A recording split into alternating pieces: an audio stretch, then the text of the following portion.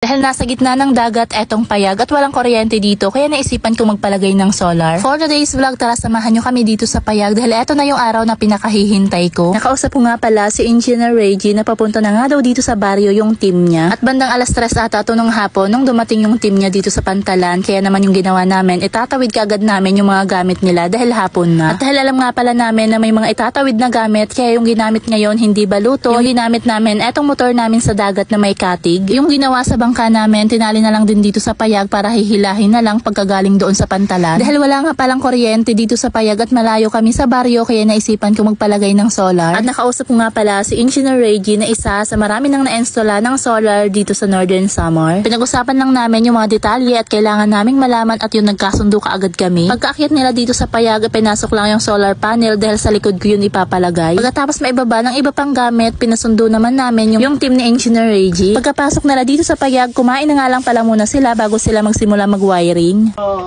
So, pwede kami sir maglata? Oo. Sige. What's up sa mga taga-Gamay? Shout out! Di ba napakalayo, taga-Gamay pa sila at taga-Lavisaris ako. Pero madami din talaga silang na-installa ng solar kahit sa malayong bayan pa o barangay. Pagkatapos nilang kumain, nagpahinga lang sila saglit. Tapos eto, nagsimula na silang mag-wiring. Etong payag kasi wala talagang wiring kaya kailangan nilang maglagay. Tapos yung panel naman ilalagay na nila dito sa taas. Bali pinatrabaho nga pala namin etong paglalagyan ng solar panel. I-upload ko na lang sa mga susunod na araw. Sino-sino nga pala dito yung mga kababayan ko na taga dito din sa Northern Samar. Anong bayan yung nakakasakop sa barangay nyo? Ako kasi yung bayan na nakakasakop dito sa barangay namin ay Lavisaris. Madalas nga palang brown out dito sa amin kaya mas maganda talaga kung merong solar dahil pwedeng gumamit ng electric fan at TV. Bukod doon, malaki din talaga yung matitipid dahil yung palagi natin ginagamit na appliances ay TV tsaka electric fan.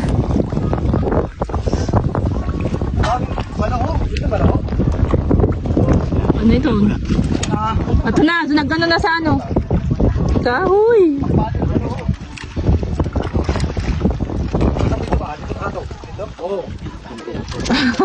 Sabos man. Dagat. Dagat man. Ops. Pinagtulungan na nga lang din pala nilang ilagay yan. Pagkatapos nun, eto at tinali na nila. Halimbawa nga pala interesado o may plano kayo magpa-install ng solar, pwede nyo akong kontakin para ma-refer ko kayo kay engineer o kaya naman pwede nyo siyang i-diretsong i-message. Sabihin nyo lang yung pangalan ko na ni-refer ko kayo para ma-replyan niya kayo kaagad. At sabihin nyo na napanood nyo yung vlog ko nung nag-install sila ng solar. Dito nyo nga pala siya pwedeng kontakin at madilim na nga din pala nung dumating si engineer. Hello po sir, welcome po. Hello po. Nakikita ko lang sa Facebook. So, adi na ito na personally si ma'am, si Maring Lindin. So, niya miss na. Pero napakagod ng payag.